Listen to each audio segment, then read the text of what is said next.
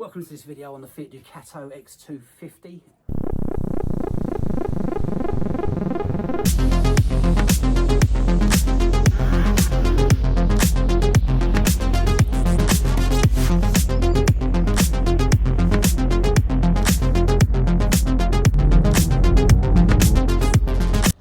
So having returned from our European trip, those wheel trims are no longer with us, as the front ones got so melted that they fell off because I got my brakes rather hot. So I'm inspecting the front brakes and I actually take a look at the back ones, but I don't video it as my MOT is literally just around the corner. I also have a couple of dust covers on the track rod ends that need replacing on the front, as they're a little bit split. So I'll be cracking on with that in this video and giving it a once over so that we're ready to go for the test next week. So without further ado, let's get started. Well, the day started absolutely gorgeous, plenty of sunshine, and then by the time I finally started the job, it started raining. But I was on a little bit of a time frame, so I had to crack on. So front wheel off, this is driver's side front. I had a bit of sort of rusty fragment stuff on the inside of the wheel. Just checking that dust cover on that ball joint. The ball joint's absolutely fine, but there are some kind of hairline cracks. The boot's not all the way through, but it won't be long. So I always keep a selection of these rubber boots. You can buy them on Amazon or eBay. They're not expensive and they're a damn sight cheaper than replacing your track rod end if you don't need to do it.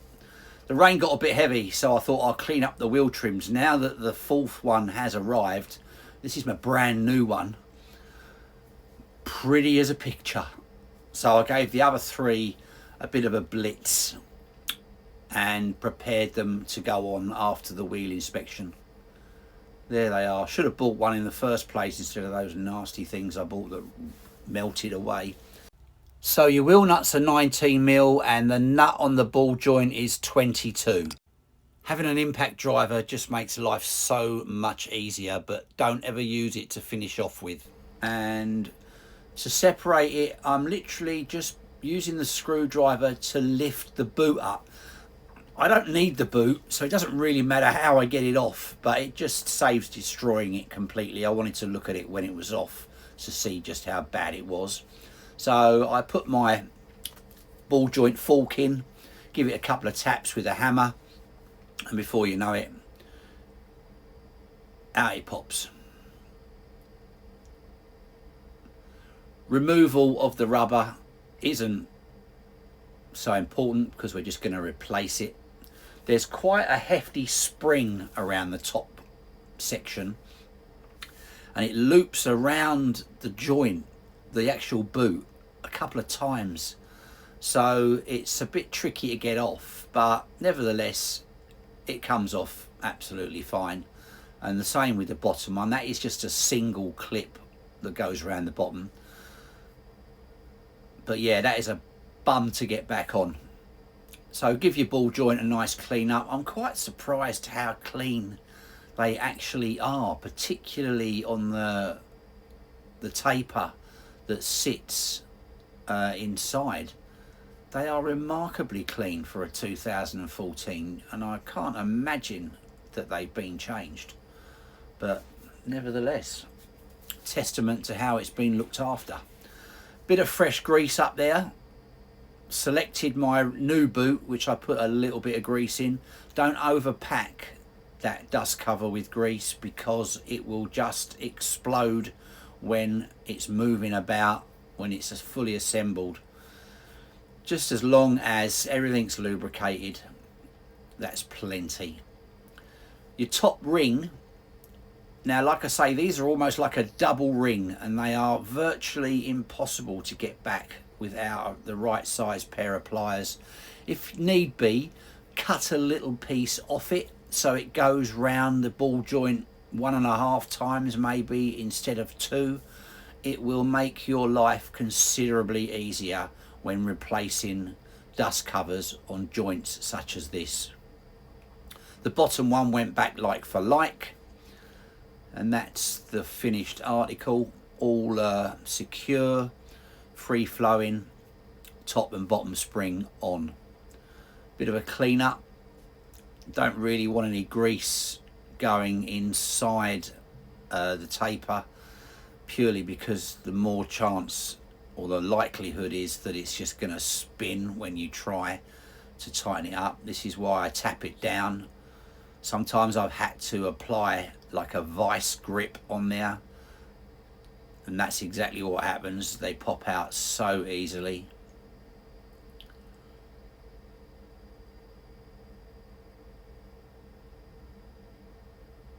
But it's spinning around. Give it a tap with a hammer and clean the thread. Most importantly, make sure that thread is clean, because if there's anything on there, there you go, it's just gone on straight away that time. And then I give it a final twist with a bar. I haven't used a torque wrench. I know I should, but don't over tighten it. They don't have to be over tightened. The paint on the calipers looking a little bit tired, so we'll give that a freshen up. The pads weren't in bad condition at all. They were quite new before we went to Europe. I'm cleaning the disc up with a flap disc just to get the excessive corrosion off it and give it a clean and a blast. The discs themselves don't have much of a lip at all on the outer edges or the inner. They will need replacing. I imagine, I'm not planning to go to Europe next year, so I imagine I'll probably get another year out of them and then I'll look to replace them. On the backs of the caliper, where the slide rail is, there are two little caps. It pays just to put a little bit of grease in each of those caps and then slot them back on the back of the caliper. They just help to keep that rail lubricated, which is what compresses and expands on application of the brake.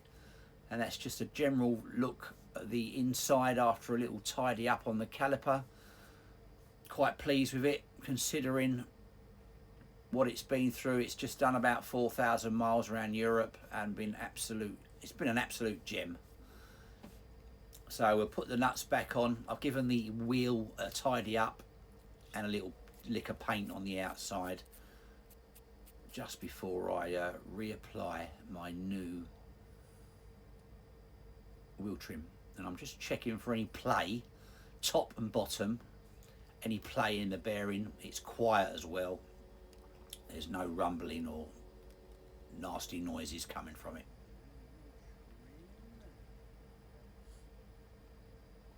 And there she goes. The new wheel trim is on, but this time I'm going to put some cable ties on it. Side 2 is pretty much the same as side 1. There's not a great deal in it. I've sped through this section just so not to bore you too much. The ball joint is in a similar condition. In actual fact, I think this one was a little bit worse. There you go. You can just see the splits beginning to appear in the rubber. So rather than get an advisory on it, or they won't fail that, to be fair. On an MOT, that's not a failure. If anything like a gaiter or a boot is cracked, that isn't a fail unless it's leaking oil or grease. Then that would get failed. But the condition of that right now would be an advisory. So I'll just go for it and change it. Pop it out with your fork. Springs off. Top and bottom. I did cut mine down a little bit. If you damage the rubber getting it off, it doesn't matter if you're putting a new one on.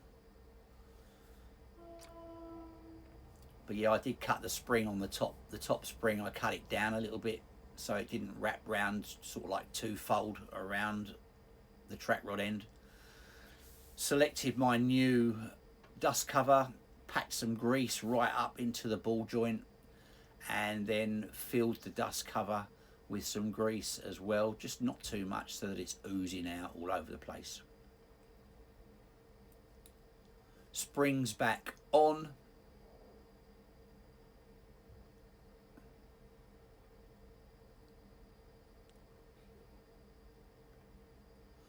top and bottom. Just make sure that the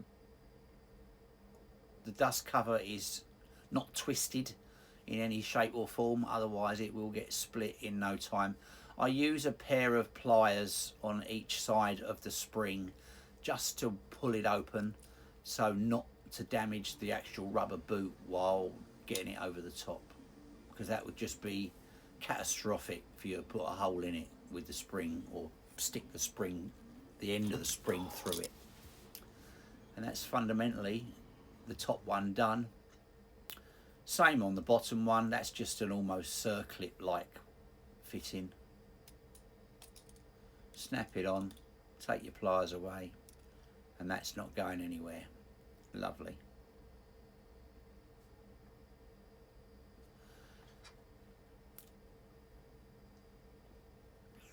Drop the track rod in back home, clean the thread with a wire brush, make sure that it's all nice and clean,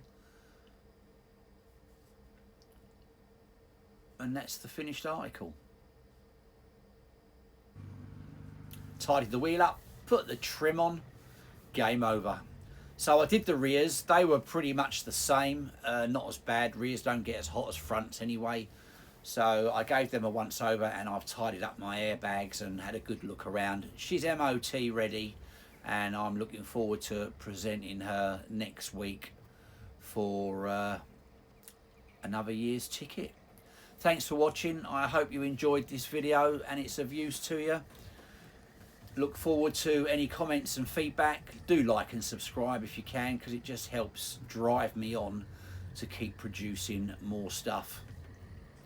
So in the meantime, thanks a lot for watching. Bye for now.